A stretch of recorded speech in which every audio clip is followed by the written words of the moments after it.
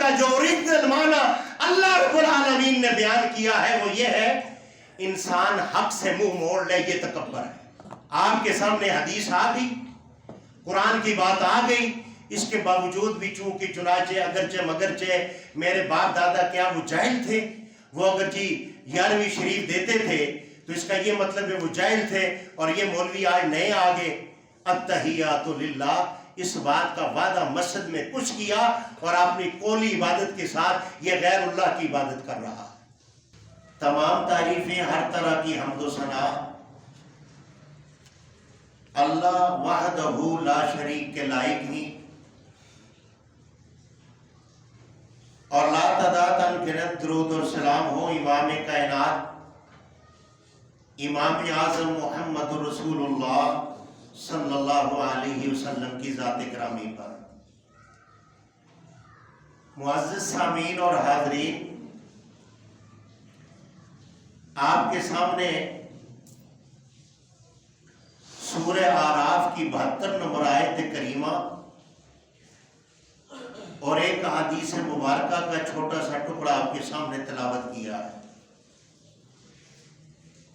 میرے بھائیو، آپ کا مسجد میں آنا، مسجد کو آباد کرنا اللہ اپنی بارگاہ میں قبول اور منظور فرمائے۔ اللہ آپ کی اور میری ہر طرح کی لغزشوں کو معاف فرمائے، اور اللہ ہمیں دنیا سے جاتے ہوئے خاتمہ بالایمان کے ساتھ لے کر جائے۔ میرے بھائیو، آپ کے سامنے یہ جو میں موضوع آج لے کر آیا ہوں یہ توحید کے حوالے سے ہے، اور توحید کی 3 قسمیں ہیں۔ وہ 3 قسمیں آپ کے سامنے کوشش کروں گا کہ اللہ کی توفیق سے آپ کے سامنے میں کچھ چند باتیں آپ کے سامنے رکھ سکوں۔ میرے بھائیو، اس آیت کریمہ کے اندر اللہ رب العالمین یہ فرماتے ہیں کہ میں نے آدم علیہ السلام کی پوری ذریت، اس کو عالم ارواح بھی کہتے ہیں اور عالم ذریت بھی کہتے ہیں۔ ذریت جو ہے یہ اولاد کو کہا جاتا ہے۔ ابھی زمین اور آسمان کے اندر کوئی انسان بھی نہیں آیا تھا، اللہ رب العالمین نے تمام کی ارواح کو جمع کیا۔ اس کے اندر انبیاء کی بھی روحیں تھیں، اس کے اندر نیک لوگوں کی بھی تھی، بد کی بھی تھی، ظالموں کی بھی تھی، فرعون، نمرود، ان لوگوں کی بھی روحیں وہاں پہ موجود تھیں۔ وہاں پر جو اللہ رب العالمین نے سوال کیا، اس سوال کے اندر اللہ رب العالمین نے پوائنٹ 2 سوال تھا کہ تم سب یہ بتاؤ کیا میں تمہارا رب ہوں یا نہیں۔ یہ ہے توحید کی ربوبیت، جو ہے توحید کی پہلی قسم ہے۔ تمام نے یکجان ہو کر، اس کے اندر ابو جہل بھی ہے، ابو لہب بھی ہے، اس کے اندر دنیا کا کوئی ایسا انسان نہیں جو اس عالم ذریت کے اندر اللہ کے سوال کے سامنے نہیں تھا۔ تمام نے یکجان ایک ہی بات کہی، قالوا بلا الستو، فرمایا کہ وَأَشْهَدُهُمْ عَلَىٰ أَنفُسِهِمْ الستو بربکم، کیا میں تمہارا رب ہوں یا نہیں ہوں۔ ایک دم میں جواب دینا ہے کہ کیا میں تمہارا رب ہوں، مانتے ہو؟ سب نے یکجان ہو کر کہا قالوا بلا، بے شک آپ ہمارے رب ہیں۔ پھر یہ روحیں آگے سے کہتی ہیں شہدنا، ہم گواہی بھی دیتے ہیں کہ آپ ہمارے رب ہیں۔ میرے بھائیوں، اللہ رب العالمین نے یہ رب ہونے کی جو صفات اور توحید ہے، یہ عالم ارواح کے اندر، عالم ذریت ربوبیت کے اندر اللہ رب العالمین نے بنفس نفیس ہر انسان سے اس کا وعدہ اور اقرار لیا اور گواہی لی. اس کو نبیوں تک نہیں چھوڑا. بات سمجھنے کی یہ ہے کہ اس توحید کو نبیوں تک نہیں چھوڑا. اللہ رب العالمین نے براہ راست آگے فرمایا وَأَشْهَدَهُمْ عَلَىٰ أَنفُسِهِمْ، یعنی ہم نے ان کے نفسوں سے، ان کی روحوں سے ہم نے گواہی لی.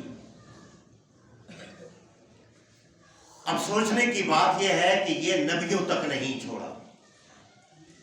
کیوں نہیں چھوڑا؟ اس کی وجہ کیا ہے؟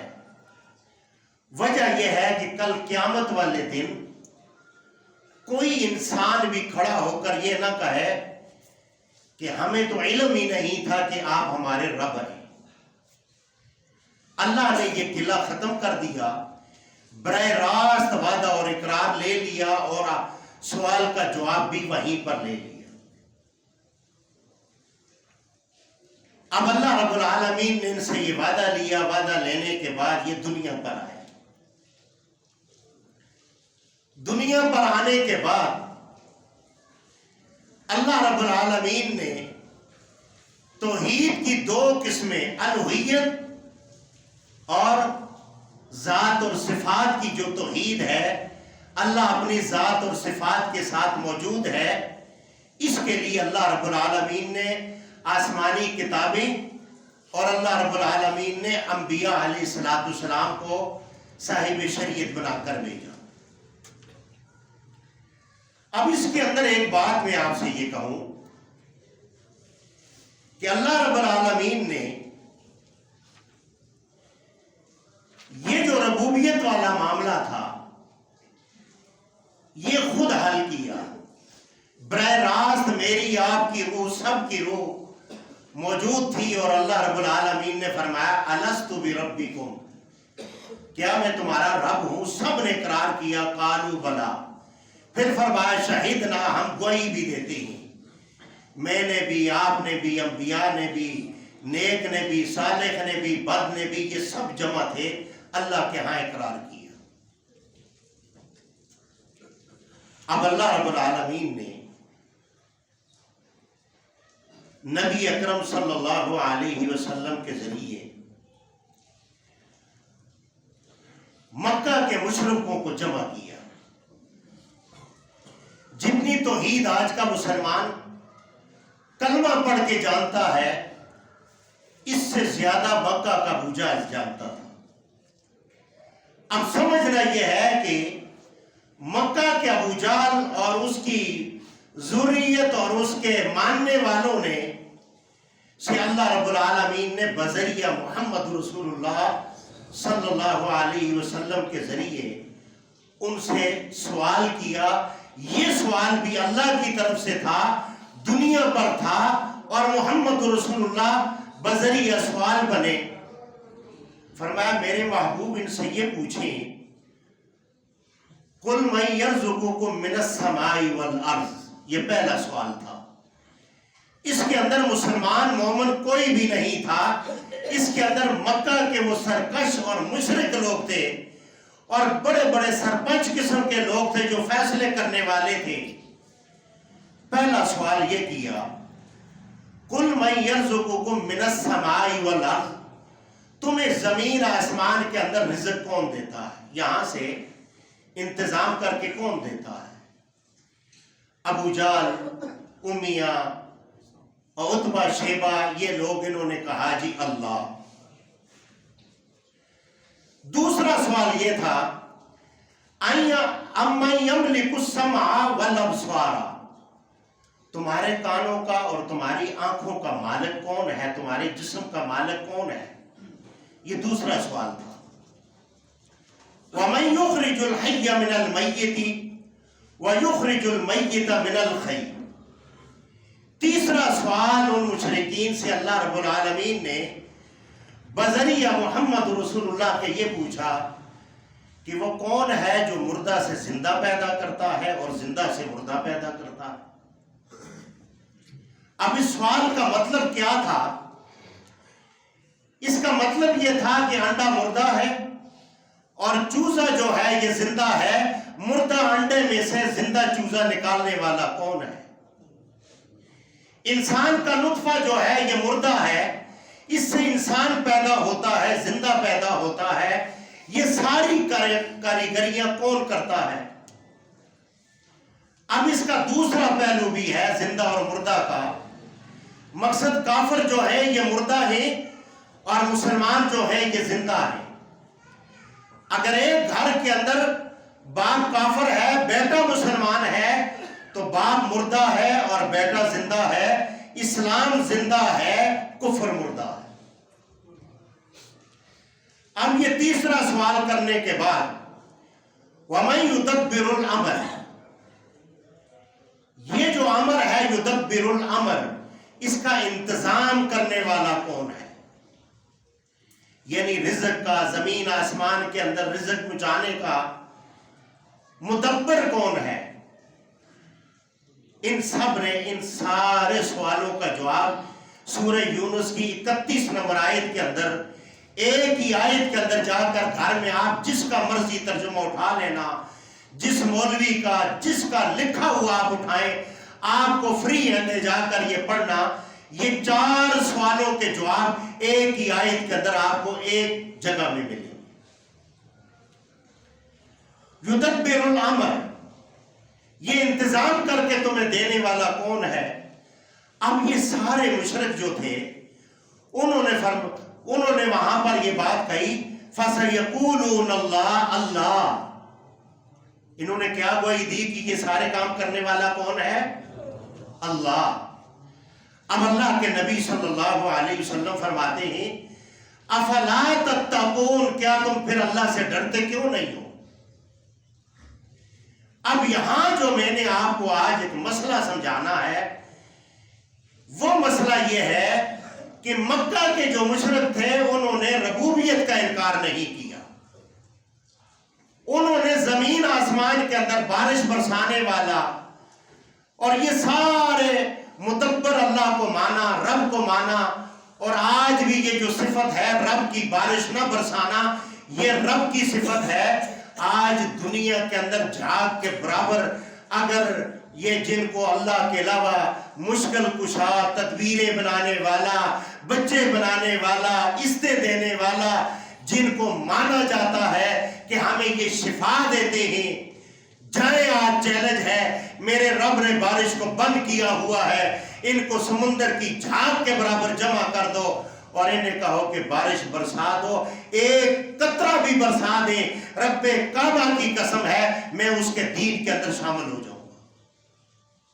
اگر یہ کام نہیں کر سکتے تو پھر مانا جائے گا کہ قُلْ لَا يَعْلَمُ مَنْ فِي السَّمَاوَاتِ وَالْأَرْضِ الْغَيْبَ إِلَّا اللَّهُ، زمین آسمان کے اندر علم غیب جاننے والا، حاکمیت رکھنے والا، مدبر جو ہے وہ کون ہے؟ ایک اللہ ہے. اللہ کے علاوہ کائنات میں کوئی پیغمبر بھی کسی چیز کا مالک نہیں ہے. یہ عقیدہ انسان کا ہونا چاہیے. اب یہاں پر جو میں مسئلہ آپ کو سمجھانا چاہتا ہوں وہ یہ ہے کہ مکہ کے ابو جہل، ابو لہب، ان لوگوں سے یہ سوال کیے گئے کہ قُلْ مَن يَرْزُقُكُم مِّنَ السَّمَاءِ وَالْأَرْضِ، زمین آسمان کے اندر تمہیں رزق دینے والا کون ہے؟ انہوں نے 4 سوالوں کا آپ صلی اللہ علیہ وسلم کو جواب دیا کہ اللہ. اللہ کے نبی علیہ السلام نے فرمایا افلا تتقون، کیا تم اللہ سے ڈرتے کیوں نہیں ہو؟ انہوں نے اللہ کی ربوبیت کا انکار نہیں کیا تھا، اللہ کی ربوبیت کا انہوں نے اقرار کیا تھا، اور اللہ نے ان سے سوال اس لیے کروایا تھا کہ اس کے باوجود وہ کافر کیوں ٹھہروائے، اس کے باوجود وہ لعنتوں کے مستحق کیوں ہوئے، وجہ کیا تھی؟ انہوں نے رب کی ربوبیت کو مان لیا، ربوبیت کی ہر صفات کو مان لیا، اس کے باوجود ان کو کافر کیوں ٹھہرایا گیا؟ وجہ یہ ہے وَإِلَٰهُكُمْ إِلَٰهٌ وَاحِدٌ، وہ کیا کرتے تھے؟ یہ اللہ کی ربوبیت کو ماننے کے باوجود وہ بتوں کے آگے جھک جایا کرتے تھے. طریقے پر آج مسلمان کلمہ پڑھتا ہے اور کلمہ پڑھنے کے بعد بھی کہتا ہے میں مسلمان ہوں، لیکن اس کے باوجود ربوبیت کا یہ اقرار کرتا ہے، الوہیت کا یہ انکار کیسے کرتا ہے؟ جب یہ جا کر کسی آستانے کے سامنے، کسی پیر کے سامنے جب یہ جھکتا ہے تو اللہ کی الوہیت جو صفات ہیں، توحید ہے، جس کے لیے انبیاء علیہ السلام کو اللہ نے منتخب کیا اور انبیاء نے ان کے لیے پتھر کھائے، آپ نے دندان شہید کروائے، کوئی آرے کے نیچے کاٹا گیا، کسی کو شہید کیا گیا، اور بلکہ سورہ کاف کے اندر 26ویں پارے کے اندر ہے حضرت خنزلہ علیہ السلام ایک پیغمبر آئے جن کو اصحاب الرسی والسمود، جن کو رس والے پیغمبر کہا گیا، ان کے ساتھ کیا کیا گیا؟ ان کے لیے کھڈا کھودا گیا اور ان کو زندہ درگور اس کھڈے کے اندر، ایک قبر کے اندر ان کو زندہ اتار کر اوپر سے پتھر رکھ دیا گیا۔ جرم کیا تھا؟ یا ایھا الناس قولوا لا الہ الا اللہ تفلحوا۔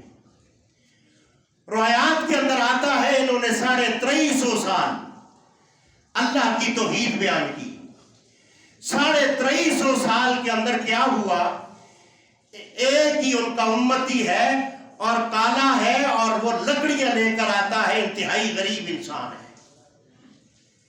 اب ان کے اوپر پتھر رکھا ہوا ہے، قوم والے جمع ہو کر آتے ہیں، آ کر پتھر اٹھا کر کہتے ہیں خنزلہ اگر تیرا دماغ ٹھیک ہوا ہے تو ہم تجھے نکالتے ہیں۔ وہ پھر بھی نیچے سے کہتے ہیں قولوا لا الہ الا اللہ تفلحوا، کہو اللہ کے سوا کوئی معبود نہیں ہے، کہو اللہ کے سوا کوئی بگڑیاں بنانے والا، کوئی بارش برسانے والا، کوئی بیماریوں سے شفا دینے والا، کوئی تنگیوں سے نکالنے والا، کوئی ڈوبے ہوئے بیڑوں کو نکالنے والا اگر کوئی ہے تو وہ ایک اللہ ہے۔ اب قوم نے ان کے ساتھ کیا مزاح کیا؟ قوم نے ان کے اوپر بٹی ڈالی اور زندہ درگور دفن کر کے ان کے اوپر ناچنا اور کودنا شروع کر دیا۔ اللہ رب العالمین کی ذات کو غیرت آئی، وہ زمین کا ٹکڑا اس قوم کا اٹھایا اور آسمان کے ساتھ لگایا اور آسمان سے اس کو زمین پر دے مارا۔ اس قوم کو اللہ تعالیٰ نے غرق کر دیا اور نیست و نبود کر دیا۔ اللہ رب العالمین نے پہلی قوموں کا ذکر فرما کر مجھے اور آپ کو سمجھانے کے لیے اللہ رب العالمین نے ان کا ذکر فرمایا۔ اسی طریقے پر ما یفعل اللہ بعذابکم ان شکرتم وآمنتم وکان اللہ شاکرا علیما۔ اللہ قرآن میں 5ویں پارے کی آخری آیت کے اندر فرماتے ہیں میں تمہیں عذاب دے کر کیا کروں گا جب تم میری نعمتوں کی شکر ادا نہ کرو گے۔ اور نعمتوں کے اندر اللہ 2 نعمتوں کا شکریہ ادا کروانا چاہتا ہے، ایک کتاب اللہ ہے اور دوسری نعمت محمد رسول اللہ ہے صلی اللہ علیہ وسلم۔ اب ان 2 نعمتوں کی شکریہ اللہ ادا کروانا چاہتا ہے، مجھ سے اور آپ سے کیسے شکریہ ادا کروانا چاہتا ہے؟ قرآن کی بات کو مان کر، قرآن پر عمل کر کے زندگی ایسے بنانے کا نام ہے، اور محمد رسول اللہ کے خالی نعرے نہیں لگانے کہ جی ہم ان کے لیے جان بھی قربان ہے، سب کچھ قربان ہے۔ یہ بھی قربان ہونا رسول اللہ کے لیے ایک سعادت سے کم نہیں ہے، لیکن اس سے پہلے اپنے چہرے، اپنا اعمال، اپنی نماز، اپنا روزہ، یہ سب کچھ اپنے آباء و اجداد کی ہر دین کو چھوڑ کر محمد رسول اللہ کے طریقے پر جمع ہونا پڑے گا۔ جب تک اس طریقے پر نہیں آؤ گے تو میرے بھائیوں کل قیامت والے دن ہر انسان جب اٹھایا جائے گا تو اپنے دین اور شریعت کے امام کے ساتھ اٹھایا جائے گا۔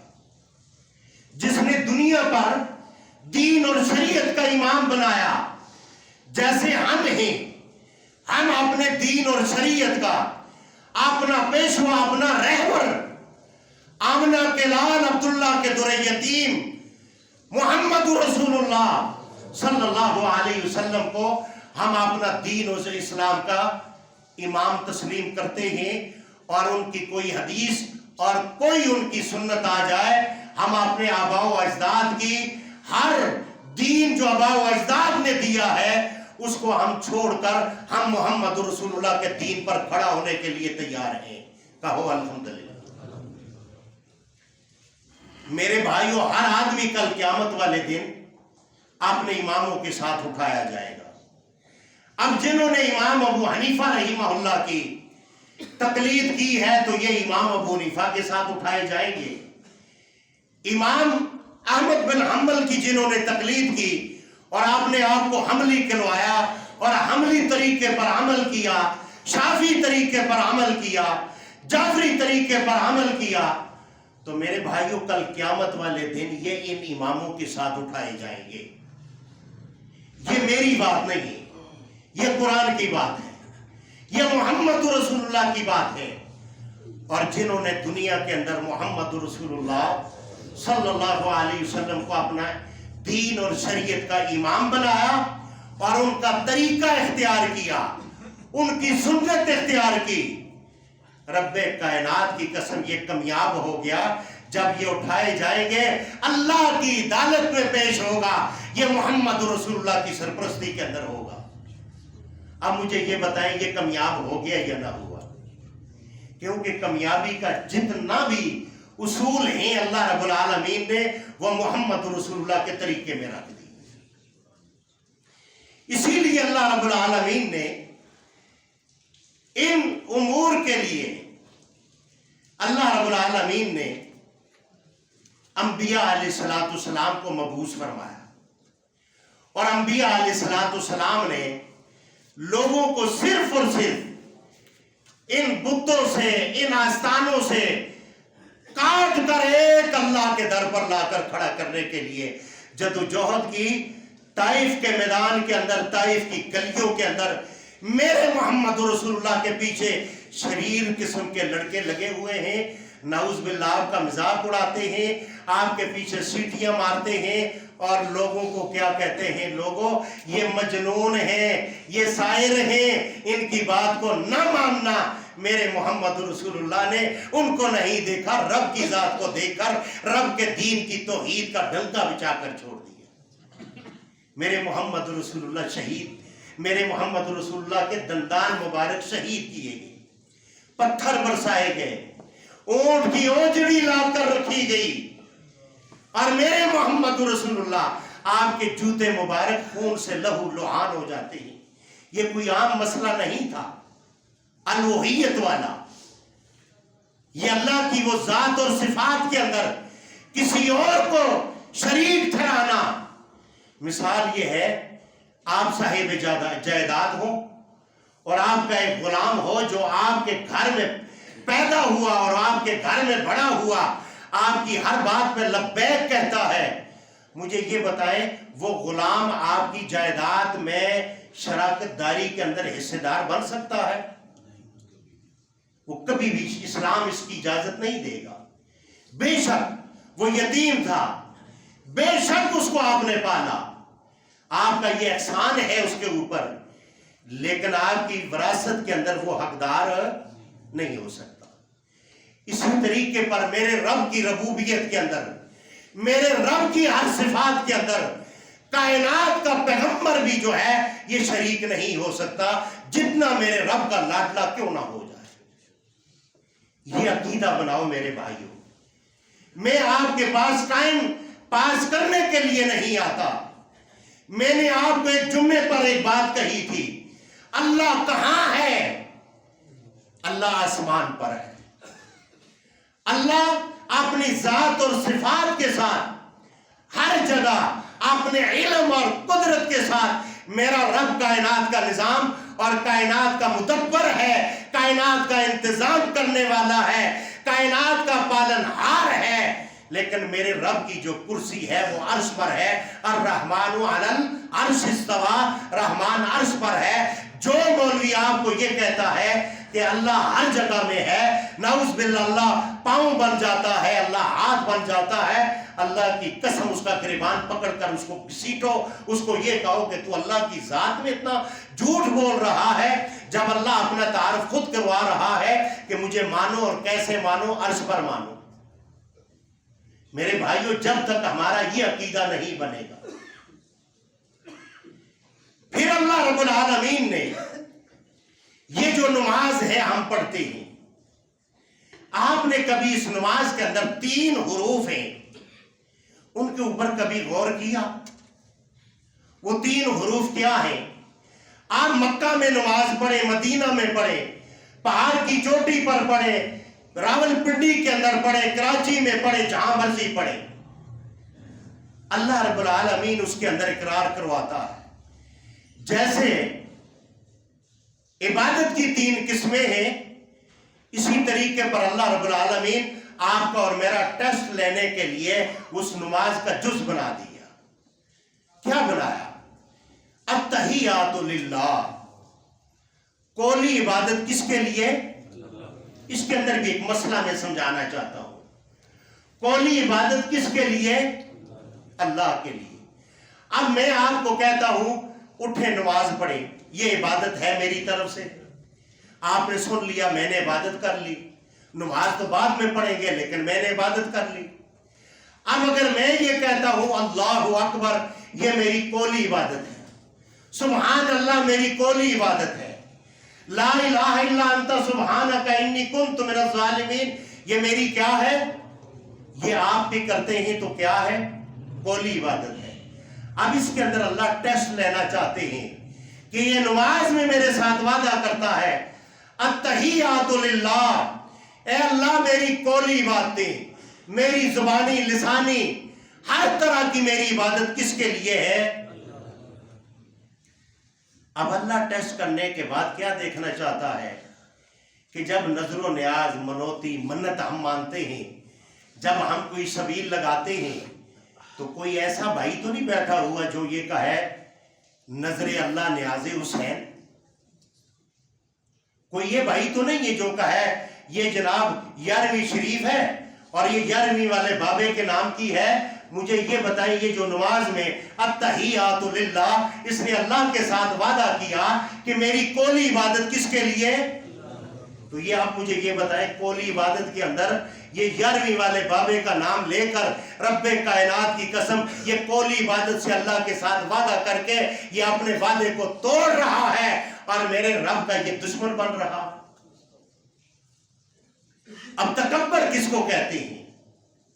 ہمارے ہاں تکبر جو ہے اس بات کو کہتے ہیں کسی نے کپڑے لگا لیے اور اگر اس انسان کی ٹوری ایسی ہے، اللہ نے بنائی یہ چال، تو ہم اس کو دیکھ کر کہتے ہیں جی یہ بڑا تکبر سے چلتا ہے، حالانکہ یہ تکبر نہیں ہے۔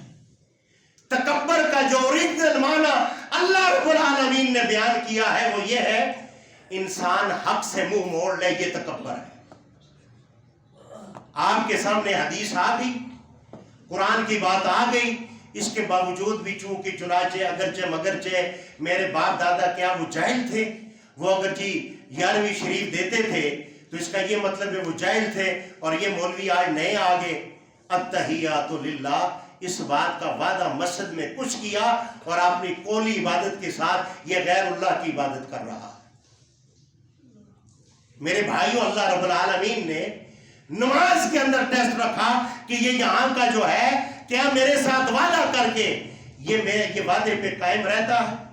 ایاک نعبد و ایاک نستعین، نماز میں پڑھ کر باہر لمبی قبر دیکھ کر، لمبے آستانے، لمبی لمبی تسبیحاں دیکھ کر وہاں دل میں ڈر پیدا ہو گیا۔ یہاں کہتا ہے میں عبادت تیری کروں گا اور مدد بھی تجھ سے، ڈروں گا بھی تجھ سے، اور یہ بڑی بڑی تسبیحاں دیکھ کر اور جناب آستانے اور جناب لفنگے دیکھ کر اس کے دل میں ڈر پیدا ہو گیا۔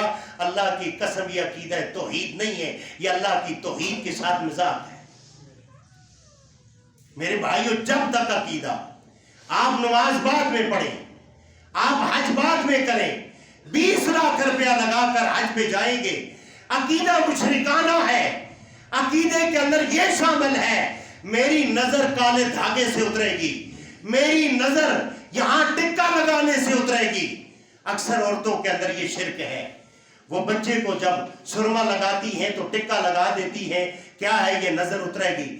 رسول اللہ صلی اللہ علیہ وسلم نے صبح شام کی دعائیں بتایا کہ یہ پڑھ کر بچے کے ہاتھ میں دم کر کے اور بچے کے جسم پہ پھیرو، اس کی نظر اتر جائے گی۔ لیکن ہم نے اپنی طرف سے دین اسلام بنایا ہوا، یہاں پر التحیات للہ، یہ ٹیسٹ اللہ لینا چاہتا ہے، اور ٹیسٹ کے اندر اللہ دیکھنا یہ چاہتا ہے یہ کہیں اپنی قولی عبادت کے اندر، زبانی عبادت کے اندر، لسان کی عبادت کے اندر یہ نظر و نیاز دیتے وقت یا مشکل کے لیے منت مانگتے وقت یہ کیا کہتا ہے کہ نظر اللہ نیاز حسین اگر کہتا ہے تو اس کا بیڑا غرق ہو گیا، اس کی عبادت ضائع ہو گئی، کوئی دو رائے نہیں۔ والصلوات للہ، پھر فرمایا کہ میری نماز کی عبادت کس کے لیے؟ بدنی عبادت اللہ کے لیے، اس کے اندر ٹیسٹ رکھا گیا۔ اب اگر یہ جسم اور بدن کسی کے سامنے اور کسی ایسی ہستی جس کو خاص منتخب کیا جاتا ہے اس کے سامنے جھک جائے تو سمجھے یہ بدنی عبادت ہے، یہ اس کا ٹیسٹ لیا گیا ہے، اور یہ جا کر کسی آستانے پر یہ جھکا ہے، اور جھکنے کے بعد اس نے اللہ کی جو خاص عظمت اللہ کی تھی اس نے اس کو چھوڑ کر یہ کس کے آگے جھک رہا ہے؟ یہ آستانوں اور گدی نشینوں کے آگے جھک رہا ہے۔ اسی لیے اللہ نے سورہ یونس کی 31 نمبر آیت کے اندر اللہ نے بذریعہ محمد رسول اللہ کے ابو جہل، عتبہ، شیبہ ان سے سوال کیا کہ کون ہے جو زمین آسمان کے اندر تمہیں رزق دینے والا ہے؟ انہوں نے ربوبیت کا انکار نہیں کیا، مدبر بھی اللہ کو مانا، انتظام کرنے والا بھی اللہ کو مانا۔ فَسَيَقُولُونَ اللَّهُ، انہوں نے جواب دیا کہ یہ سارے کام کرنے والا، ہمارے جسم کا مالک، آسمان سے بارش برسانے والا اور زمین سے اناج اگانے والا اور اس کا انتظام کر کے دینے والا اللہ ہے، ہمارے کانوں کا مالک، ہماری آنکھوں کا مالک اللہ ہے، اور سارے نظام کا مدبر جو ہے یہ اللہ ہے۔ اور انہوں نے یک جان ہو کر کہا فَسَيَقُولُونَ اللَّهُ، اللہ افلا تتقون، اللہ کے نبی نے فرمایا کیا تم یہ اللہ سے ڈرتے کیوں نہیں ہو؟ تو انہوں نے اللہ کی اس توحید کا انکار نہیں کیا ابو جہل نے، اس کے باوجود کافر کیوں ہوا؟ یہ جا کر بتوں کے آگے جھکتا تھا۔ آج کا مسلمان کلمہ پڑھنے کے باوجود جا کر یہ آستانوں پہ جب جھکتا ہے، قرآن چیخ کر ان کو یہ کہتا ہے انما المشرکون نجس فلا یقربوا المسجد الحرام، بے شک یہ کلمہ پڑھتا ہے۔ کلمے کا ترجمہ ہم پڑھتے ہی نہیں ہیں، اور ہم نے کلمہ پڑھا ہوا ہے جیسے طوطا رٹتا ہے ایسے رکھ لیا، لا الہ الا اللہ، لا الہ الا اللہ، لا الہ الا اللہ، مسجدوں میں لا الہ الا اللہ۔ اور میرے بھائیوں لا کا معنی پتہ ہے؟ لا، یہ جو پہلی لا ہے اس کا کیا معنی ہے؟ یہ دو دھار والی تلوار ہے، دونوں طرف سے چاٹی ہوئی ہے، دونوں طرف سے تیز ہے، یہ چلتی ہے الہوں پہ، بتوں پہ، قبروں پہ، آستانوں پہ چلتی ہے۔ چلتے چلتے چلتے لا الہ، لا الہ یہ کفریہ کلمہ ہے اس کے اندر، یعنی لا الہ اس کے اندر کوئی بھی نہیں الا اللہ۔ میرے رب نے کہا ہے تلوار یہاں رک جا، زمین آسمان کے اندر بگڑیاں بنانے والا، بچے بچیاں دینے والا، موت اور حیات دینے والا، مردے سے زندے کو نکالنے والا، زندے سے مردے کو نکالنے والا الا اللہ کون ہے؟ ایک اللہ کی ذات ہے۔ اور پھر لسان کے اندر ایک یہ بھی ہے تحیات للہ، اس کے اندر ٹیسٹ کیا ہے؟ قل لا یعلم من فی السماوات والارض الغیب الا اللہ، زمین آسمان کے اندر علم غیب جاننے والا، دلوں کے راز جاننے والا کون ہے؟ میں آپ کو دیکھ رہا ہوں، انما الاعمال بالنیات، آپ کو سمجھانے کی بات کر رہا ہوں، میں آپ کو دیکھ رہا ہوں، آپ مجھے دیکھ رہے ہیں، اس کے اندر میری اور آپ کی نیت کو جاننے والا کون ہے؟ اب میں آپ کو دیکھ رہا ہوں، ہو سکتا ہے میں آپ کو غلط نگاہ سے دیکھ رہا ہوں، ہو سکتا ہے آپ مجھے غلط نگاہ سے دیکھ رہے ہیں، لیکن اس کا مجھے اور آپ کو علم نہیں ہے۔ اس کا علم کس کو ہے؟ اس کا علم اللہ کو ہے۔ اسی لیے اللہ نے فرمایا کہ اللہ نیک نیتوں کو بھی پھل لگاتا ہے، جو اچھی سوچ رکھتے ہیں اللہ ان کو بھی پھل لگاتا ہے اور قیامت والے دن ان کو اجر عطا فرمائے گا۔ انما الاعمال بالنیات، نیتوں کا مالک کون ہے، ان کا راز جاننے والا کون ہے؟ آپ کے سینے میں کیا بات ہے، آپ کے سینے میں کیا راز ہے، میرے سینے میں کیا راز ہے؟ ان اللہ علیم بذات الصدور کون ہے؟ اس کے باوجود قرآن ہم پڑھتے ہیں، لیکن یہاں پہ اللہ ٹیسٹ کیا لے رہا ہے؟ اللہ ٹیسٹ یہ لے رہا ہے، کہیں یہ اپنے ٹیسٹ کے اندر یہ تو نہیں کہتا کہ ایک طرف یہ کہتا ہے کہ میری کلی عبادت اللہ کے لیے، دوسری طرف اللہ کے مقابلے میں یہ اپنے پیروں کو، آستانے والوں کو، اپنے مرشدوں کو، ان کے بارے میں اس کا یہ تو نہیں ہے کہ پیر میرے دل کی بات کو جانتے، اور جس کا یہ عقیدہ ہے کہ پیر میرے دل کی بات کو جانتے ہیں اور میرے سامنے اللہ کا قرآن ہے۔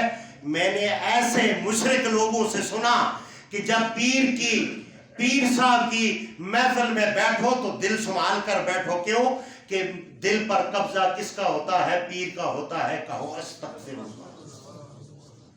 یہ قرآن کا انکار ہے یا نہیں ہے؟ یہ باللسان، یہ قولی عبادت کا انکار ہے۔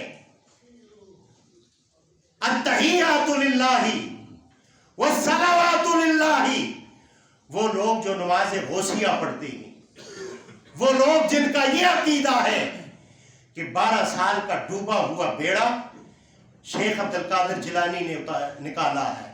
مجھے یہ بتائیں، الستو بربکم، جب یہ اعلان ہو رہا تھا تو عبد القادر وہاں تھا یا نہیں تھا؟ اس کی روح تھی یا نہیں تھی؟ جب عبد القادر کی روح تھی تو عبد القادر نے کیا کہا تھا؟ قالو بلا، ہم تجھے اپنا رب مانتے ہیں، مشکل کشا مانتے ہیں، تیرے علاوہ کوئی مدبر نہیں ہے۔ پھر آج ہم عبد القادر جیلانی کو مدبر بناتے ہیں اور ان کو کہتے ہیں ہماری یہ بگڑیاں یہ پار لگاتا ہے۔ مجھے یہ بتائیں، اس کو مشرک نہ کہیں تو کیا کہیں؟ جب تک یہ عقیدہ درست نہیں ہوگا۔ رمضان آنے والا ہے، آپ روزے رکھ لیں، نمازیں پڑھ لیں، قرآن پڑھ لیں۔ میرا رب کہتا ہے ان اللہ لا یغفر ان یشرک بہ ویغفر ما دون ذلک لمن یشاء۔ ہر گناہ کے ساتھ میرے رب کا کمپرومائز ہے۔ میرے رب کی رحمت جوش میں آئی، آپ قبروں میں پڑے ہوئے ہوں گے، میرا رب آپ کو معاف کر دے گا، لیکن میرا رب توبہ کر کے بتوں کو، آستانوں کو خلی ولی نہ کرنے تک میرا رب یہ جو شرک ہے یہ گناہ نہیں ہے، یہ شرک بغاوت ہے، اللہ کی وحدانیت کے اندر بغاوت ہے۔ میرا رب کہتا ہے میں ہر چیز کا کمپرومائز کر کے تمہیں معاف کر دوں گا، ایک شرک کو معاف نہیں کروں گا۔ میرے بھائیوں، جب ہم نماز غوثیہ پڑھتے ہیں تو یہ جو اقرار ہم کرتے ہیں والصلوات للہ، ہماری بدنی عبادت نمازیں کس کے لیے؟ اللہ کے لیے۔ پھر آگے آ گیا مال، والطیبات للہ، یہ جو میرا مال ہے، یہ جو میرا مال ہے، آپ توجہ کریں، خطبے کے دوران گفتگو کرنا اللہ کے نبی نے منع فرمایا، آپ توجہ کریں۔ میرا مال والطیبات للہ، یہ جو میرا مال ہے، میں مال کس کے لیے دوں گا؟ اب اگر ایک آدمی ہے، اسے بکرا خریدا، بکرا خرید کر وہ اس نے گاڑی کی چھت پر رکھا اور جا رہا ہے لاہور یا بری امام، کہاں جا رہا ہے؟ جی میں نے بکرا لیا ہے اور لاہور داتا دربار کے اوپر میں نے اس کو ذبح کرنا ہے، تو مجھے بتاؤ وَالطَّيِّبَاتُ لِلَّهِ، یہ وعدہ اللہ کے ساتھ کر کے یہ کون سے آستانے پہ جا رہا ہے جس کو یہ بھی علم نہیں ہم کب اٹھائے جائیں گے؟ لاہور والے کو، بری امام والے کو، خواجہ معین الدین چشتی اجمیری کو رب کائنات کی قسم یہ علم نہیں ہے وہ کب اٹھائے جائیں گے، اور یہ بھی علم نہیں ہے کہ وہ جنت میں ہے یا جہنم میں ہے۔ کیوں؟ قرآن نے ہمیں جو عقیدہ بتایا ہے وہ صرف صحابہ اکرام کے بارے میں ہے، باقی ہم حسن ظن رکھ سکتے ہیں۔ بات میری ٹھیک ہے یا نہیں؟ رضی اللہ عنہم ورضوا عنہ، ایک صحابہ اکرام جنتی ہیں، ان کے بعد ہم سب کے لیے حسن ظن رکھتے ہیں اور خیر کا پہلو رکھتے ہیں۔ ہم ان کے لیے، ہم یہ جنت کے ٹھیکیدار نہیں ہیں، وہ اللہ جانتا ہے وہ کہاں ہے اور کہاں نہیں ہے۔ اب ایک آدمی یہ بکرا لے کر غیر اللہ کے نام پہ ذبح کرتا ہے تو مجھے یہ بتاؤ، یہ تو پکا مشرک ہے پرلے درجے کا، یہ تو نجس ہے، قرآن نے اس کو کتے کے ساتھ تشبیہ دی ہے۔ پھر میرے بھائیوں، میں آخری بات کرتا ہوں، 5 منٹ رہ گئے۔ حضرت موسیٰ علیہ السلام، یہ بڑی قیمتی بات ہے۔ حضرت موسیٰ علیہ السلام کے دور کے اندر ایک ایسا اللہ کا ولی ہے، جب انسان تقوی کی منازل یہ طے کرتے کرتے آگے جاتا ہے تو بہت سارا وقت لگتا ہے، یہ پرہیزگاری میں آگے جب جاتا ہے تو بہت وقت لگتا ہے۔ جب یہ کھڈے میں گرتا ہے، گمراہی کے کھڈے میں گرتا ہے تو اس کا 1 سیکنڈ بھی نہیں لگتا۔ اللہ نے فرمایا وَاتْلُ عَلَيْهِمْ نَبَأَ الَّذِي آتَيْنَاهُ آيَاتِنَا فَانْسَلَخَ مِنْهَا فَأَتْبَعَهُ الشَّيْطَانُ۔ بالم بہورا حضرت موسیٰ علیہ السلام کی قوم، حضرت موسیٰ علیہ السلام کا دور کا اللہ کا ولی تھا۔ کیا تھا؟ اللہ کا ولی تھا۔ یہ اللہ کی یہ اسماء الحسنہ کو جانتا تھا۔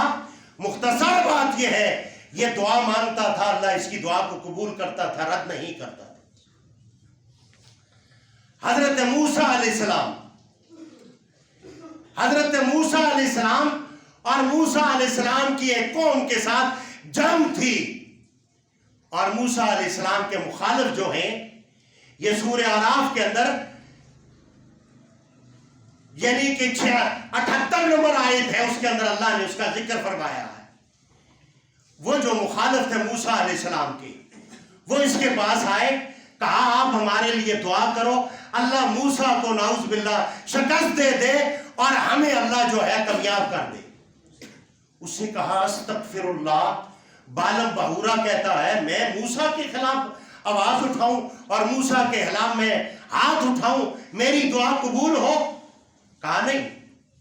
اسے وہ جو آئے نا لالچی قسم کے لوگ جو آج کل بھی کسی کو خرید لیتے ہیں، اور ہمارے یہ معاشرے کے اندر یہ برائی ہے، لوگوں کو خرید کر اپنے حق میں کر لیتے ہیں، لیکن جو ایمان سے پختہ ہوتے ہیں وہ خرید و فروخت کے اندر کبھی بھی وہ نہیں آتے۔ جب انہوں نے کہا نہیں استغفر اللہ، انہوں نے کہا بالم بہورا آپ میری بات کو ہماری کو سنو تو صحیح۔ کہا کیا بات ہے؟ کہا ہم اپنے ساتھ چاندی، سونا، زیورات، بہت سارا مال لے کر آئے ہیں۔ اب اس کے منہ سے تھوڑا تھوڑا پانی آنے لگ گیا۔ آج بھی جو عقیدے کے کچے لوگ ہیں نا، مال کو دیکھ کر آنکھیں اور منہ سے پانی آنا شروع ہو جاتا ہے۔ میرے آگے اللہ کا قرآن ہے، فَلَا تُزَكُّوا أَنفُسَكُمْ، آپ نے نفسوں کی گواہی نہ دیا کرو۔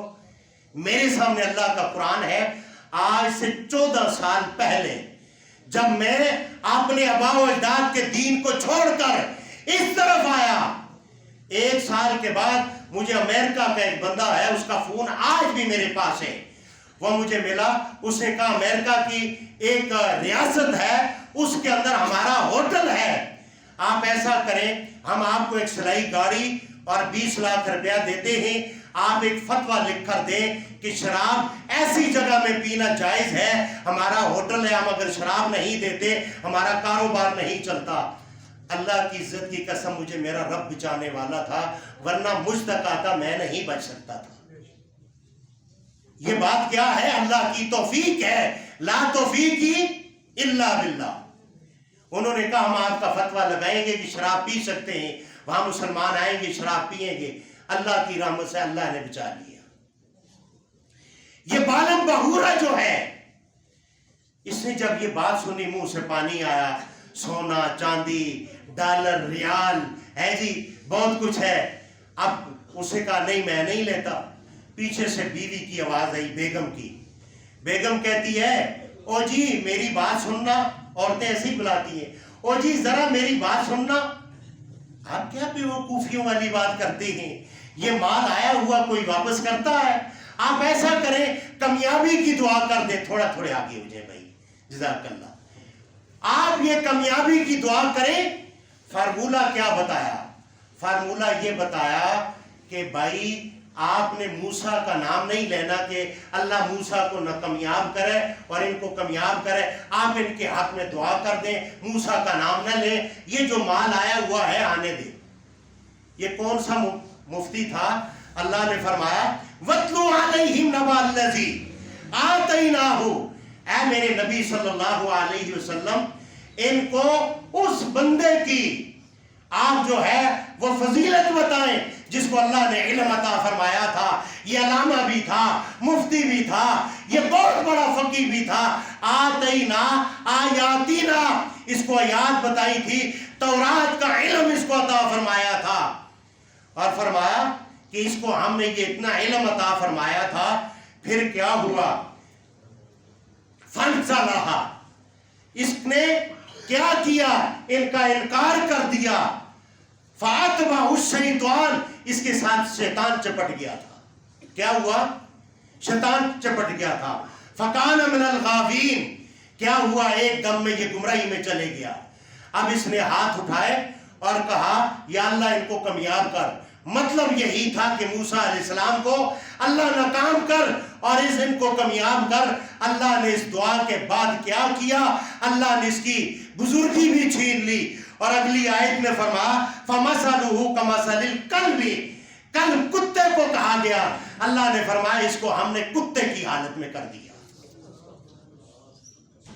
اس کو کیا کر دیا؟ کتے کی حالت میں کر دیا۔ اس کی زبان لٹک گئی، اور آپ کو پتا ہے یہ کتا گرمی سردی میں زبان لٹکا کر یہ ہوتا ہے ہر ایرے غیرے کے لیے یہ بھونک مارتا ہے۔ اللہ نے فرمایا جو ہماری منزلیں طے کر کے یہ جو ہے گمراہی کو پسند کرتے ہیں، اللہ فرماتا ہے ہم ان کو کتے کی مثل کر دیتے ہیں۔ میرے بھائیو اپنی نمازوں پہ ان پہ تکبر نہ کریں، اللہ کا واسطہ ہے۔ آپ جو ہے عقیدہ توحید کو اپناؤ، اور عقیدہ توحید کے اندر ربوبیت کا اقرار ابو لہب ابو جہل نے بھی کیا۔ الوہیت کا اقرار کر لو۔ الوہیت کا اقرار یہ ہے کسی آستانے پر، کسی تعویذ، کسی کلائی پر کڑا باندھنا، اس کو شفا کے لیے باندھنا، یہ شرک ہے۔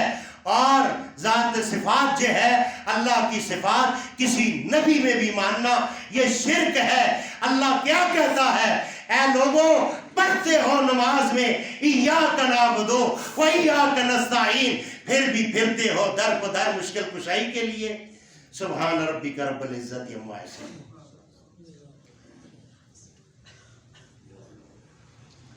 الحمدللہ الحمدللہ حمدا کثیرا کما امر، اما بعد فإن خیر الحدیث کتاب اللہ وخیر الہدی ہدی محمد صلی اللہ علیہ وسلم وشر الامور محدثاتها وكل محدثۃ بدعہ وكل بدعۃ ضلالہ وكل ضلالۃ فی النار۔ اعوذ باللہ السمیع العلیم من الشیطان الرجیم، بسم اللہ الرحمن الرحیم۔ انا اعطیناک الکوثر فصل لربک وانحر ان شانئک هو الابتر۔ اللهم اغفر لجميع المؤمنين والمؤمنات والمسلمين والمسلمات ومنهم الأحياء والأموات، اللهم اشف مرضانا ومرضى المسلمين، اللهم إنك عفو كريم تحب العفو فاعف عنا يا غفور يا غفور، اللهم اجرنا من النار، اللهم لا مانع لما أعطيت ولا معطي لما منعت ولا ينفع ذا الجد منك الجد۔ الہ العالمین جتنے لوگ بھی آئے یہ تیرے پسندیدہ لوگ ہیں، اے اللہ ان کی پسندیدگی کا اظہار عرش پہ ہوا ہے، فرش پر یہ مسجد میں آئے ہیں، اے اللہ ان کی ہر بگڑی آسان فرما دے، اللہ ان کی مشکل کشائی فرما دے، ان کے پیاروں کو معاف فرما دے، اے اللہ ان کے پیارے جو فوت ہو گئے ان کی قبروں کو منور فرما دے، اے اللہ ان کے ہر دکھ درد مصیبت کو دور فرما دے، اللہ ان کے کاروباری حالات کو دور فرما دے، اے اللہ میری مائیں بہنیں بیٹیاں آئی ہیں، اے اللہ ان کی ہر مشکلات کو آسان فرما دے، اے اللہ ان کی ہر تنگی تکلیف کو دور فرما دے۔ اے رب العالمین آج اس محفل میں ہمارے ایک بھائی ہیں راجہ صاحب ان کی بیٹی کی شادی ہے، اللہ ان کے نصیب اچھے فرمائے، ان کو انسانی شیطانی شر سے محفوظ فرمائے، اور آپ کی اور میری بیٹیاں اے اللہ ان کے نصیب اچھے فرما دے، ان کی مشکلات آسان فرما دے، جن بھائیوں کی بیٹیوں کو اچھے رشتے نہیں مل رہے اے اللہ نیک اور صالح رشتے عطا فرما دے۔ آئندہ جمعے پر انشاءاللہ اتنا بہترین قسم کا میں موضوع آپ کے سامنے لے کر آؤں گا، آپ 12:20 پہ تشریف لے کر آئے۔